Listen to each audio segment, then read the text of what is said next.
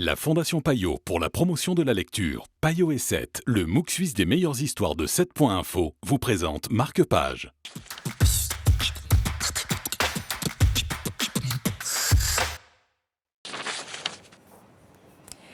Bonjour et bienvenue dans Marque-Page. Bonjour Guillaume. Bonjour. Aujourd'hui, vous nous présentez cette nouvelle BD de Manu Larsonnet, Thérapie de groupe.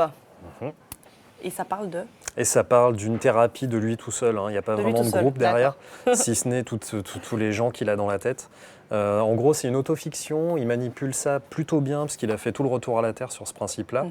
Donc l'idée, c'est de prendre une espèce d'alter ego où tout est amplifié, suramplifié. C'est un personnage en dépression lourde qui est auteur à succès. On peut le voir hein, dans les... Ouais, il est chargé, qui est en dépression parce qu'il n'a plus d'idées tout simplement, donc il ne sait plus du tout quoi faire.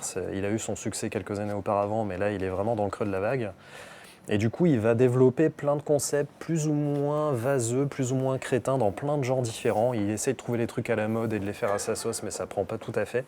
Et un jour finalement l'idée que va lui donner son psy, c'est simplement...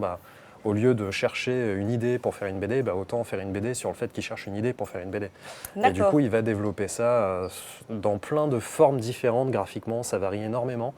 Et c'est à crever de rire parce que c'est vraiment un personnage ultra névrosé qui couche tout sur le papier et ça ne s'arrête jamais en fait. C'est vraiment nonsense à fond.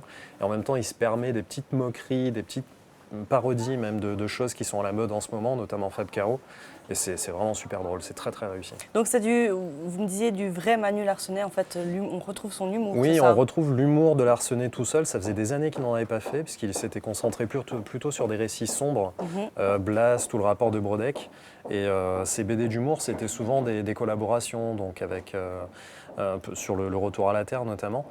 Donc là, c'est son premier vrai album d'humour depuis des années. Ouais. Et on se réjouit de le lire, c'était Thérapie de groupe de Manu Larsonnet. Merci Guillaume. Avec plaisir.